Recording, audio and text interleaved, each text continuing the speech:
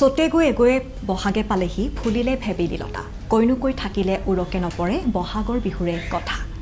নমস্কাৰ সকলোকে ৰঙালী বিহুৰ হিয়া ভৰা উলগ যাচিছোঁ আৰু ষ্টুডিঅ'ত মই ৰিংকুমণি বৰুৱা।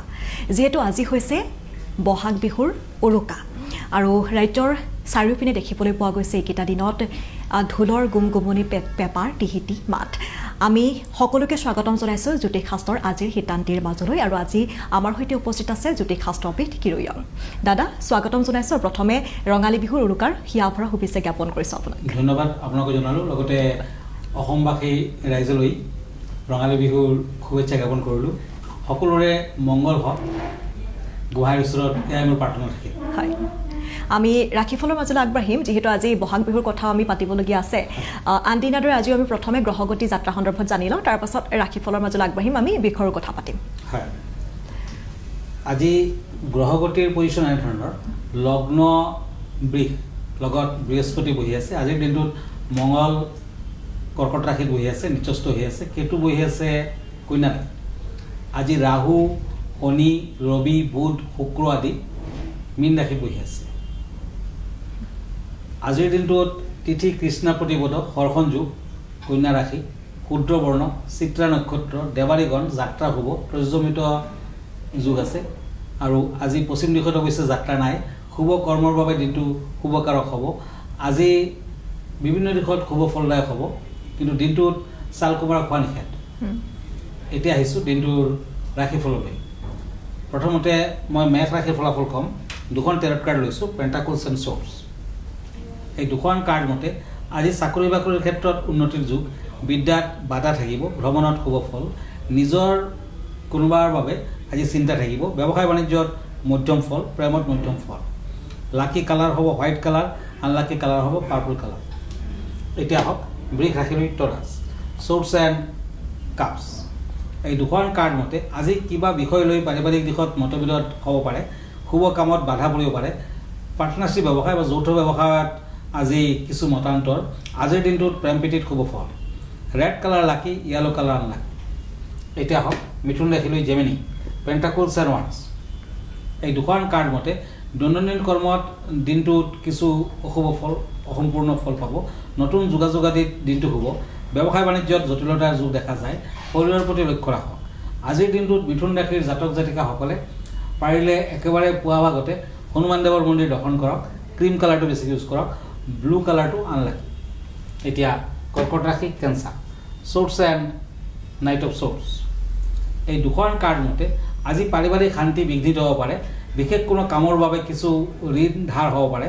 শৰীৰৰ প্ৰতি নজৰ ৰাখক। আজিৰ দিনটোত প্ৰেমত সমস্যা থাকিব। কৰ্কট ৰাশিৰ জাতক জাতিকাসকলে আজি কলপাতত আটপ চাউল, কল লগতে কিবা এটা দক্ষিণা দি পেলাই যিকোনো দেৱী মন্দিৰত আগবঢ়াওক, বিশেষ শুভ ফল লাভ কৰিব পাৰিব। লাকি কালাৰ হ'ব গ্ৰীণ, আনলাকি কালাৰ হ'ব ৰেড। ঠিক আছে দাদা, আমি পৰৱৰ্তী ৰাশিফলৰ মাজলৈ আগবাঢ়িম। এখন পত্ৰ লৈছোঁ। পত্ৰখনত এগৰাকী আচলতে বিহুৰ বিষয়ে জানিব বিচাৰিছে। যিহেতু আজি উৰুকা, কাইলৈ গৰু বিহু আৰু উৰুকাৰ পৰা গৰু বিহু, এই সাতটা বিহুত কেনেধৰণৰ নীতি নিয়ম থাকে বা কিদৰে পূজা পাতল কৰিব লাগে, পূজা অৰ্চনাৰ পৰা আদি কৰি বিভিন্ন ধৰণৰ নীতি নিয়মৰ কথা তেওঁ উল্লেখ কৰিছে। সেই বিষয়ে তেওঁ জানিব বিচাৰিছে, গৰু বিহুৰ পৰা আদি কৰি 7 বিহুৰ বিষয়ে। হয়, কাইলৈ গৰু বিহু। গৰু বিহুৰ পৰা একেবাৰে চেৰা বিহুলৈ 7 দিন আপুনি বিভিন্ন ধৰণৰ নিয়মকৰণ মানি চলিব পাৰিলে গোটেই বছৰটো আপুনি ভালে থাকিব। আচলতে বহাগতে গণনা কৰা হয়। বিহুৰ এই সময়ছোৱাত গণকসকলে বা জ্যোতিষীসকলে বিভিন্ন ধৰণৰ গণনা কৰে আৰু গণনা মতে গোটেই বছৰটো পাৰ কৰিব লাগে। কিবা দান ধ্যান থাকিলে তেতিয়াই দিব লাগে। যদি বছৰটো ত্ৰিপা পৰিছে বা দীপা পৰিছে, নতুবা কিবা অশুভ ফল দেখুৱাই আছে, সেইমতে দান ধ্যান কৰিলে বহাগতে কিন্তু আপুনি ফল পাব। গৰু বিহু গ সম্পদৰ সুৰক্ষা সাধন আৰু কুশল কামনাৰে হ'ল গৰু বিহু, সেইবাবে কৰা হয়। সেইদিনাখন গৰুক গা পা ধুৱাই, লাও বেঙেনা খুৱাই, দীঘলতি মাহিলতিৰে কোবাই আৰু জাক জাক জাক বুলি কোৱাব লাগে। আৰু তাৰ পাছতে বৰজনৰ পৰা আশীৰ্বাদ আদি ল'ব লাগে। তাৰ পিছদিনাখন মানুহ বিহু। সেইদিনাখন মানুহে মাহ হালধিৰে গা পা ধুৱে আৰু বিভিন্ন ধৰণৰ খোৱা বহা আলহীক কৰে, নিজেও কৰে, পিঠা পনা খাব লাগে বা আনকো পিঠা পনা দিব লাগে।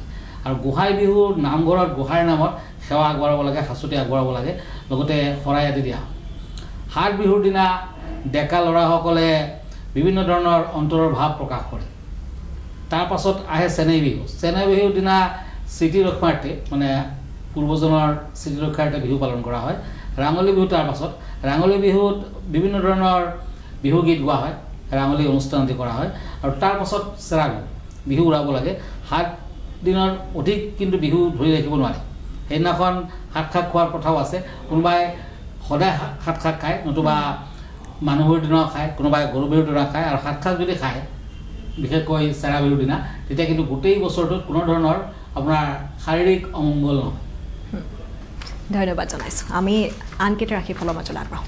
হয়, এতিয়া মই গৈছোঁ 2খন card, pentacles and king of swords. কিংগৰ লিঅ'। আজি পাৰিবাৰিক মতভেদত দেখা দিব পাৰে। কৰ্মৰ ক্ষেত্ৰত পৰিৱৰ্তনৰ যুগ।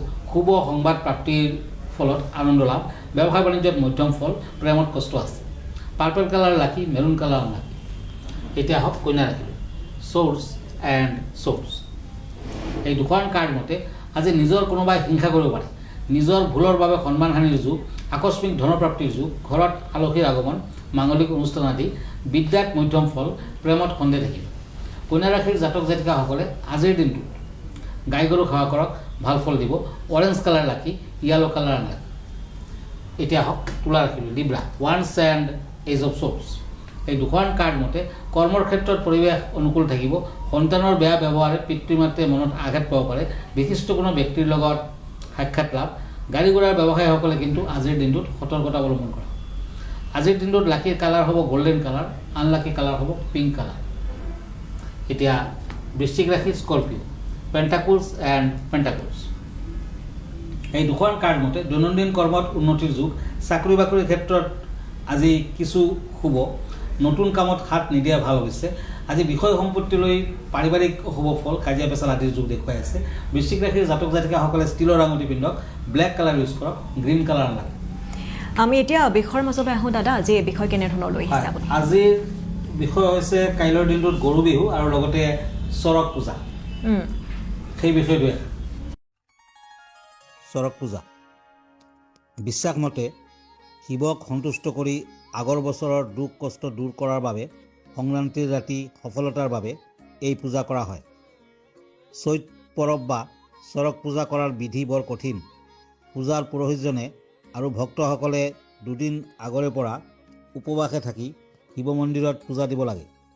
ভক্তসকলে নদীত গা ধুই তিতা কাপোৰেৰে দেৱতাৰ জয়ধ্বনি কৰি নিজৰ জিভা, ডিঙি, বুকু আৰু পিঠিত ছাতিৰ তাঁৰৰ সমান মোটাৰ তাঁৰ 2-3ডালকৈ সকলোৱে দেখাকৈ ৰাইজৰ আগত বিন্ধি সোমাই দিয়ে। তাৰ সোমোৱাৰ ঠাইত কিছু সেন্দুৰ আৰু ঘিউ দিয়ে। পিছত ভক্তসকলে পূজা দিয়ে। গৰু বিহু। গৰু বিহুৰ দিনা গাই গৰুক সেৱা কৰিব পাৰিলে ভগৱান শ্ৰীকৃষ্ণৰ কৃপা লাভ কৰিব পাৰি। গতিকে গৰু বিহুৰ দিনাখন গৰুৰ গা পা ধুওঁতে গীত গাব লাগে। দীঘলতি দীঘল পাত, মাখি মাৰি জাজ জাক, বাপেৰ সৰু মাৰ সৰু, তই হবি বৰ গৰু। খুব সুন্দৰ এক পৰিৱেশে যিহেতু বিৰাজ কৰিছে এইকেইটা দিনত অসমৰ চুকে কোণে, তাৰ সমান্তৰালকৈ যিহেতু কাইলৈ চৰক পূজা আৰু এই চৰক পূজাৰ বিষয়ে যিসমূহ নীতি নিয়ম থাকে, যিসমূহ নীতি নিয়ম পূৰ্বৰে পৰা লোকসকলে মানি আহিছে, খুব সুন্দৰকৈ এই ভিডিঅ'টোৰ জৰিয়তে তেওঁ এই নীতি নিয়মৰ বিষয়ে উল্লেখ কৰিছে। আমি আশা কৰোঁ সকলো নিশ্চয়কৈ উপকৃত হ'ব। দাদা, আমি আনকেইটা ৰাশি ফল আগবঢ়াওঁ। হয়, এতিয়া শ্বৰ্টছ এণ্ড পেণ্টাকলছ, ধনুৰাশি, ছেটেৰিয়াছ। আজি চাকৰিয়াল ব্যক্তিসকলৰ জটিলতাৰ যুগ দেখুৱাই আছে। ভ্ৰমণ নকৰাই ভাল। বিভিন্ন ধৰণৰ দালালি ব্যৱসায়ৰ লগত জড়িতসকলৰ উন্নতিৰ যুগ। প্ৰেমত ভুল বুজাবুজি থাকিব। আজি য়েলো কালাৰ লাকি, হোৱাইট কালাৰ আনলাকি। এতিয়া শ্বৰ্টছ এণ্ড ওৱান্স, মকৰ ৰাশি। আজি পাৰিবাৰিক শান্তি বজাই থাকিব। আজি পৰিকল্পিত কৰ্মত বাধা আহিব পাৰে। আৰ্থিক উন্নতি কৰাৰ বাবে চেষ্টা কৰক, সফলতা আহিব। শৰীৰৰ বাবে চিন্তা থাকিব। প্ৰেমত শুভ, বিদ্যাৰ বাধা আছে। আজিৰ দিনটো দুখীয়া ল'ৰা ছোৱালীক দান ধ্যান কৰক, শুভ ফল পাব। Blue colour lucky, cream colour unlucky.